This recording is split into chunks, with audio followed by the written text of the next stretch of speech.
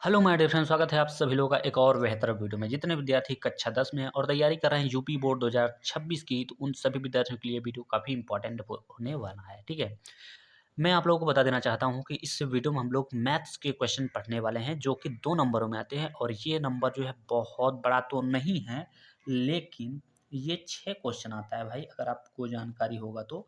और यहाँ से हो जाएगा 6 दूना का कितना, 12 नंबर। तो 12 नंबर भी मायने रखता है भाई। ठीक है, तो चलिए इस वीडियो को हम लोग बिना देरी के तो वीडियो को स्टार्ट करते हैं। तो यहाँ पर आप लोग देख सकते हैं प्रश्न नंबर पहला, और प्रश्न नंबर पहले में क्या बोला जा रहा है, कह रहा है यदि द्विघात समीकरण एक्स स्क्वायर प्लस में 3x माइनस में p इक्वल टू में 0 का एक मूल 2 हो तो p का मान ज्ञात कीजिए। बहुत ही इंपॉर्टेंट क्वेश्चन होने वाला है। ठीक है, और जितने विद्यार्थी हमारे चैनल पर नए आते हैं तो कृपया चैनल को सब्सक्राइब कर लें भाई, क्योंकि आपका पेपर अभी बहुत ज़्यादा दूर नहीं है। ठीक है, और इस चैनल के माध्यम से आपको हर सब्जेक्ट का जो है वीडियो को देखने को मिलेगा फुल एक्सप्लेनेशन के साथ। ठीक है, यानी एक्सप्लेन भी अच्छा किया जाता है। आप पहले वीडियो को देखें, अगर आपको समझ में आए तब सब्सक्राइब कर दीजिएगा। ठीक है, चलिए तो सवाल हमने पढ़ लिया है भाई। तो हम सबसे पहले क्या लिखेंगे यहाँ पर, सॉल्व। सॉल्व या तो हल आप लिख सकते हैं, ठीक है, या तो सॉल्व या तो हल लिख सकते हैं, कोई दिक्कत नहीं है। तो हमारा जो इक्वेशन दिया गया है, जो समीकरण दिया गया है, वो क्या दिया गया है, तो यहाँ पर दिया गया है एक्स स्क्वायर और प्लस में दिया गया है यहाँ पर 3x, और प्लस में सॉरी माइनस में दिया गया है यहाँ पर, ये माइनस है भाई, इसको थोड़ा बना लेते हैं। तो माइनस p इक्वल टू में दिया गया है 0। आगे कह रहा है का एक मूल जो है 2 है। एक मूल का मतलब ये होता है कि भैया आपसे ये बोला जा रहा है कि x का मान दे दिया है। ठीक है, तो आई होप आप सभी लोग को ये बात तो समझ में आ गई है। अभी मैंने कुछ समझाया नहीं, बस सवाल को उतार दिया है बस। ठीक, तो यक्स का मान हमें पता चल गया है 2, तो जहाँ पर यक्स लिखा है वहाँ पर हम रखेंगे 2। तो यक्स यहाँ पर है और यहाँ पर लिखा है यक्स स्क्वायर, तो हम लिखेंगे 2 और 2 का क्या कर देंगे, तो स्क्वायर कर देंगे। प्लस प्लस में यहाँ पर कितना दिया गया, तो 3 दिया गया है, 3 लिखिए। दो संख्या के बीच में होता है गुणा, और यहाँ एक्स का मान कितना, 2, माइनस का p इक्वल टू का कितना, 0 हो जाएगा। अगर 2 का वर्ग करने की हम बात करें तो 2 का वर्ग होता है 4, प्लस 2 तिहाई होता है 6, माइनस में होता है p इक्वल टू में कितना होता है, तो 0 होता है।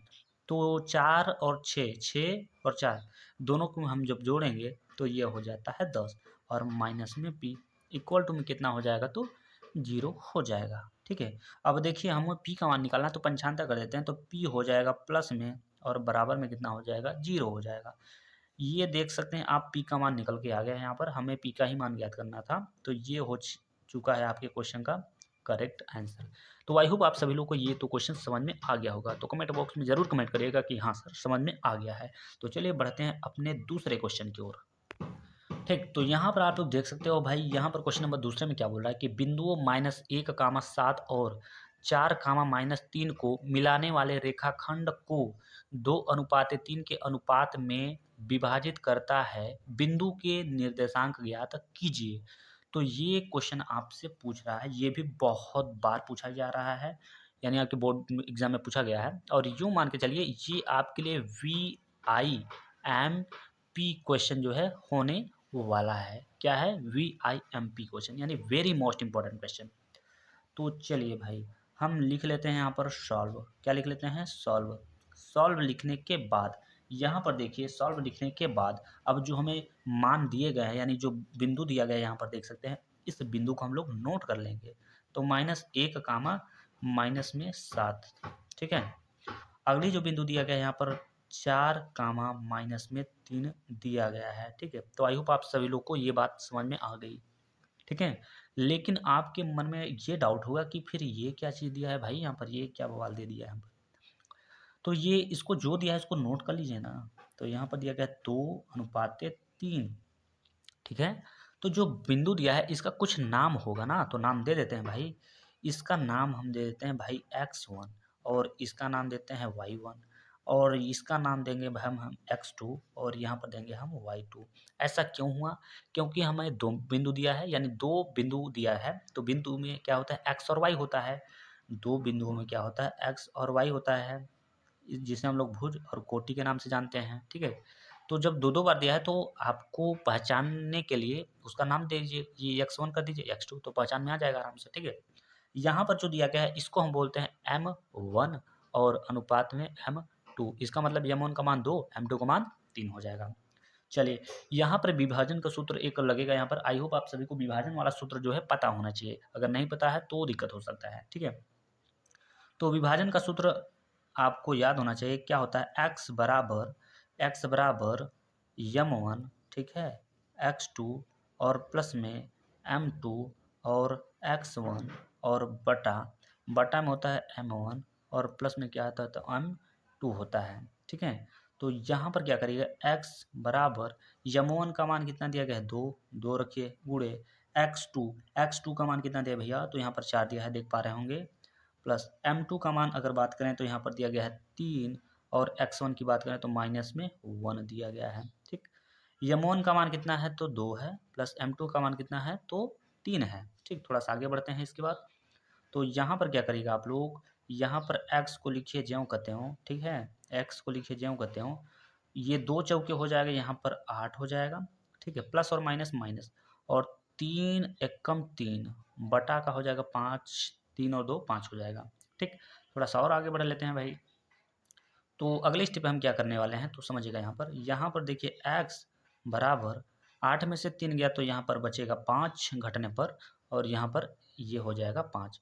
तो कुल मिला के इसका आंसर जो मिलेगा 1 मिलेगा, यानी x का मान हमें प्राप्त हो चुका है। सेम फार्मूला आपको यहाँ पे लगाना होगा y को मान निकालने के लिए, यानी y बराबर, ठीक है, m1 y2, ठीक है, और प्लस में लिखिएगा m2, ठीक है, y1, और बटा लगाइए यहाँ पर। तो बटा लगाने पर क्या लिखिएगा, बटा लगाने पर तो m1 और प्लस में m2 लिखिएगा, ठीक है।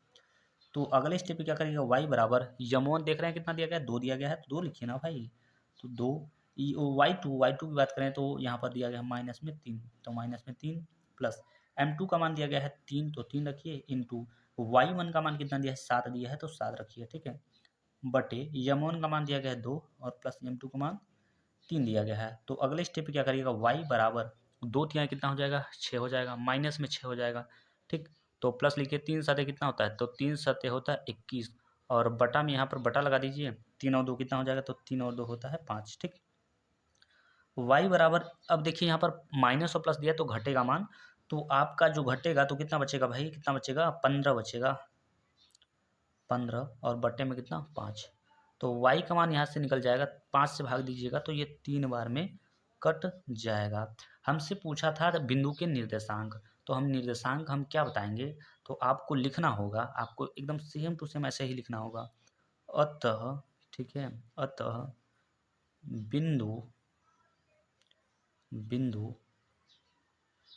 के निर्देशांक, अतः बिंदु के निर्देशांक, तो सबसे पहले x का मान कितना दिया गया है, तो 1 दिया है, कामा y का मान कितना दिया है तो 3, तो अतः बिंदु की निर्देशांक 1 कामा 3 होगा, ठीक। इतना आपको लिख देना होगा और इसी को कर देना होगा उत्तर, ठीक है। तो आई होप आप सभी लोगों को ये भी क्वेश्चन समझ में आ गया होगा। तो चलिए बढ़ते हैं अपने नेक्स्ट क्वेश्चन की ओर। चलिए, तो यहाँ पर आप लोग देख सकते हैं, ये दिया गया क्वेश्चन नंबर 3। क्वेश्चन नंबर 4 भी आपको दिख रहा होगा, इस पर ध्यान अभी नहीं देना है भाई, क्योंकि अभी इसको नहीं पढ़ना है ना, अभी इसको पढ़ेंगे। तो कह रहा है कि यदि 2 कास स्क्वायर 45 अंश -1 इक्वल टू में कास थीटा हो तो थीटा का मान ज्ञात कीजिए। तो ये क्वेश्चन में दिया गया है, ठीक है। चलिए सबसे पहले यहाँ पर लिख लेते हैं सॉल्व। तो चलिए भाई, मैंने यहाँ पर लिख लिया सॉल्व। सॉल्व लिखने के बाद जो मान दिया गया है, यानी कि 2, ठीक है, कास स्क्वायर 45 अंश माइनस में 1 इज इक्वल टू में दिया गया है कितना, कास थीटा दिया गया है, ठीक है। अब देखिएगा, यहाँ पर लिखिए 2 और लगा दीजिए गुणा। यहाँ कास के 45 अंश का मान आई होप आप सभी को पता होगा कि कास के 45 अंश का मान होता है 1/√2। तो जब कास का स्क्वायर लगा है तो इस मान का भी स्क्वायर -1 इज इक्वल टू में यहाँ पर हो जाएगा क्या, कास थीटा। तो यहाँ पर जो 2 है वो 2 लिखिए, इंटू 1 का वर्ग होता है 1, जब रूट में 2 होता है तो उसका होता है केवल 2। जैसे जैसे मान के चलिए रूट में 2 और गुणे में रूट में 2, तो इसको हम लिख सकते हैं रूट में 4। अब क्या ये बताइए, रूट में 4 2 का वर्ग नहीं है, तो इसके वजह से हम रूट से बाहर लिखते हैं उसको। माइनस में हो जाएगा 1 इक्वल टू में क्या हो जाएगा, तो यहाँ पर कास थीटा हो जाएगा। ये एक से एक कट जाएगा तो 1 माइनस 1 इज इक्वल टू में कितना, तो कास थीटा। तो यहाँ पर आपका मिलेगा 0 और बराबर में कितना हो जाएगा कास थीटा। तो कास के कितने अंश का मान 0 होता है आपको यही बताना है। तो ये जो होता है वो कास के 90 अंश का मान होता है, ठीक है। कास के 90 अंश का मान होता है 0। तो कास 90 अंश बराबर लिखेंगे यहाँ पर कास थीटा। से कास कैंसल, तो हमें थीटा का मान यहाँ पता चल गया। थीटा बराबर कितना, 90 अंश। थीटा का मान ही आपसे पूछा गया था, तो ये देख सकते हैं निकल के आ गया है, ठीक है। तो आई होप आप सभी को ये क्वेश्चन समझ में आ गया होगा। तो चलिए बढ़ते हैं अपने दूसरे यानी चौथे क्वेश्चन की ओर, नेक्स्ट क्वेश्चन की ओर। चलिए देख सकते हैं क्वेश्चन नंबर 4। क्वेश्चन नंबर चार में क्या बोला, कह रहा है द्विघात समीकरण 4x² प्लस में दिया गया 9x और प्लस में दिया गया 5 इक्वल टू में 0 के मूल ज्ञात करिए। ये सवाल बहुत ज़्यादा इंपॉर्टेंट है और ये आपसे पेपर में पूछता रहता है। वैसे इसमें दम ज़्यादा तो नहीं है बट पूछ लेता है, ठीक है। तो चलिए सबसे पहले हम लिख लेते हैं सॉल्व, और सॉल्व लिखने के बाद, ठीक है, सॉल्व लिखने के बाद हम अपना समीकरण देख लेते हैं जो समीकरण दिया गया है। तो समीकरण में कह रहा है 4x² और प्लस में यहाँ पर दिया गया है 9x, ठीक है, प्लस में दिया गया है 5 और बराबर में कितना दिया गया है, तो 0 दिया गया है, ठीक है। तो अब यहाँ पर आई होप आप सभी को पता होगा कि गुणनखंड, ठीक है, गुणनखंड पता होगा। तो इस 4 का गुणा हम इस 5 में करेंगे तो यहाँ पर जो हो जाएगा वो हो जाएगा 20 हो जाएगा। अब आपको देखना होता है कि ये जो 20 है ये किसके पहाड़ा मिल रहा है और कितनी बार मिल रहा है, और बीच वाले जोड़ने घटाने पर आना चाहिए। तो आप कहेंगे कि मुझे तो मिला 4 के पहाड़ा में कितनी बार पढ़े, 5 बार, ठीक है। तो मिला कितना, 20।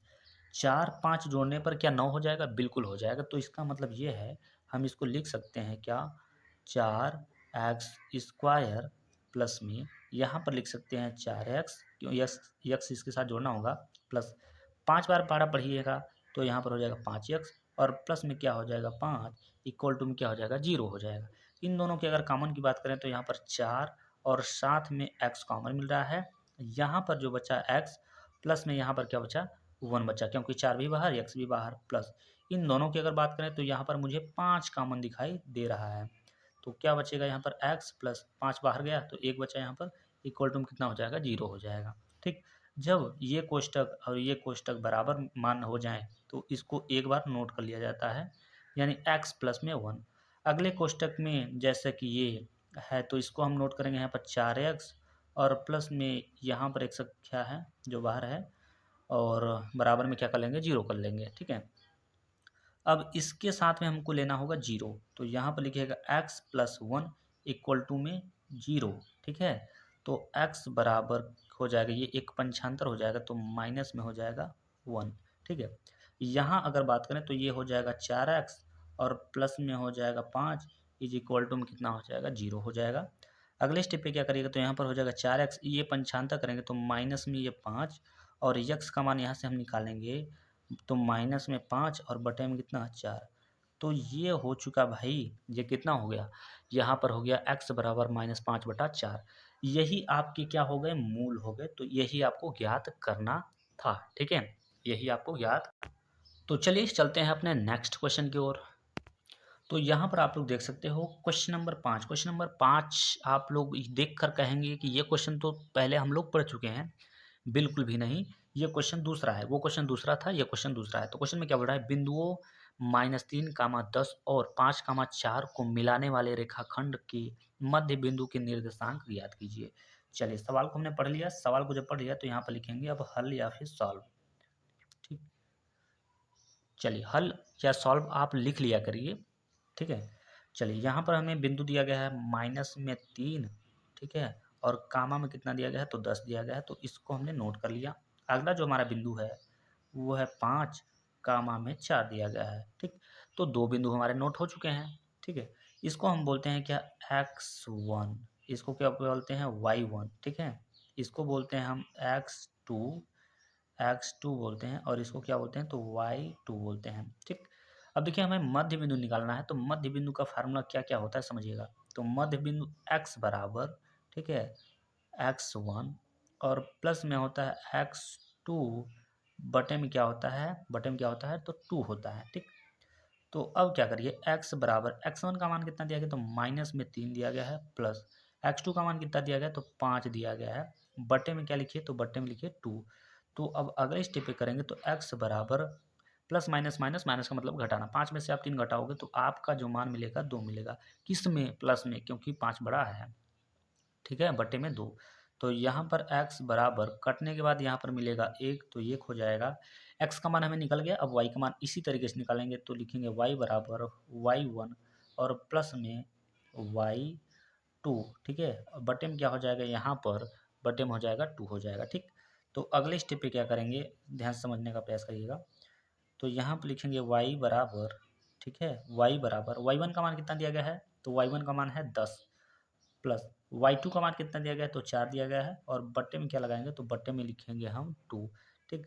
तो y बराबर हो जाएगा 10 और 4 होता है 14, और बट्टे में क्या होता है, तो 2 होता है। तो अगले स्टेप पे हम लिखेंगे y बराबर 2 से काटेंगे तो 7 बार में कट जाएगा। तो यहाँ पर बोला था बिंदु के निर्देशांक ज्ञात कीजिए, तो इस अगले थोड़ा सा इसको बढ़ा देते हैं भाई। तो लिखिएगा, क्या लिखिएगा, क्या लिखिएगा भाई, अतः, अतः, ठीक है, अतः यहाँ पर लिखते हैं अतः बिंदु, बिंदु के निर्देशांक, अतः बिंदु के निर्देशांक, तो पहला मान हमारा प्राप्त हुआ 1, दूसरा कितना y, तो सॉरी 1,7 ना, तो 1,7 होगा। तो आई होप आप सभी को ये भी क्वेश्चन समझ में आ गया होगा। तो चलिए इस वीडियो का लास्ट क्वेश्चन, क्वेश्चन नंबर हम लोग 6वां देखेंगे। अब इस वीडियो में 6 ही प्रश्न क्यों, क्योंकि आपकी बोर्ड एग्जाम में 6 क्वेश्चन देगा ही ना 2 का, इसलिए आप लोग कमेंट करते हैं तो फुल डिटेल में आपको बताएंगे कि मैथ्स का पेपर कैसे आएगा और कौन कौन से क्वेश्चन आने वाले हैं, ठीक है। तो चलिए यहाँ पर आप लोग देख सकते हैं क्वेश्चन नंबर 6। क्वेश्चन नंबर 6 में क्या बोल रहा है, बिंदुओं a कामा बी और minus a comma minus B के बीच की दूरी ज्ञात कीजिए। बहुत सिंपल छोटा सवाल है और सिंपल साधारण सवाल है, 1-2 नंबर का देखा जाएगा आपको। तो यहाँ पर लिखिए आप सॉल्व, ठीक है। सॉल्व लिखने के बाद जो बिंदु दिया है उसको लिख लीजिए। तो एक बिंदु a है और दूसरा बिंदु क्या है, b है, और यहाँ में दिया है माइनस में a और इसमें दिया है माइनस में b दिया गया है, ठीक। चलिए तो हम इसको बोलते हैं x1 और इसको बोलते हैं y1, इस वाले बिंदु को बोलते हैं हम x2 और इस वाले बिंदु को बोलते हैं क्या, y2, ठीक। यहाँ पर कह रहा है बीच की दूरी, तो बीच की दूरी यानी दो बिंदुओं के बीच की दूरी का जो सूत्र होता है निकालने के लिए, ध्यान समझिएगा। तो सूत्र इसका होता है x1 माइनस में x2 और इसका होल स्क्वायर, ठीक है, प्लस में क्या होता है, तो y1 माइनस में y2 और इसका होता है होल स्क्वायर, ठीक। अगले स्टेप पे क्या करिएगा, तो यहाँ पर लिखिएगा क्या, यहाँ पर लिखिए x1 का मान किधर है, किधर है, यहाँ पर है, तो a है माइनस x2 का मान यहाँ पर देखेंगे तो माइनस में है। तो ये बात समझना होगा, माइनस सवाल ये सवाल इसका है सूत्र का, और ये माइनस हो जाएगा तो माइनस माइनस यहाँ पे प्लस हो जाएगा, तो यहाँ पर इस तरीके से हो जाएगा, ठीक। आगे बढ़ते हैं, y1 का मान कितना दिया गया, तो b दिया गया है माइनस, अगर y2 की बात करें तो ये भी दिया गया है क्या, माइनस में, तो ये हो जाएगा प्लस और फिर हो जाएगा इसका स्क्वायर। अगले स्टेप पे क्या करिएगा, तो इसको ए कितना हो जाएगा, तो 2a हो जाएगा और 2a का होल स्क्वायर प्लस b कितना हो जाएगा, तो b होता है 2b और इसका हो जाएगा होल स्क्वायर, ठीक है। चलिए अगले स्टेप पे क्या करेंगे, 2 का वर्ग हो जाएगा 4, तो 4 लिखिए और फिर इसका a स्क्वायर प्लस में यहाँ पर 2 का वर्ग 4 और इसका क्या हो जाएगा, तो b स्क्वायर हो जाएगा। अगले स्टेप पे क्या करेंगे, इन दोनों में हमें 4 कॉमन दिखाई दे रहा है, तो 4 को हम बाहर निकालेंगे, तो यहाँ पर लिखेंगे a स्क्वायर और प्लस में यहाँ पर क्या लिखेंगे, तो b स्क्वायर करेंगे, ठीक है। अगले स्टेप पे क्या कर रहे हैं, आई होप आप सभी को ये बात समझ में आ रही होगी, ठीक है, और पढ़ने में मज़ा भी आ रहा होगा। तो यहाँ पर ये जो 4 है ये 2 का वर्ग होता है ना भाई, तो ये जो है ये 2 बाहर आ जाएगा इसका, क्योंकि ये वर्ग है, और जो किसी का वर्ग नहीं है तो ये अंडर रूट के अंदर ही फंसा रह जाएगा, ठीक। तो 2 अंडर रूट में a square plus b square, यही हो जाएगा इस क्वेश्चन का उत्तर, ठीक है। तो आई होप आप सभी लोगों को ये क्वेश्चन अच्छे से समझ में आ गया होगा। तो इस वीडियो में बस इतना ही, मिलते हैं नेक्स्ट वीडियो में, तब तक के लिए जय हिंद, जय भारत।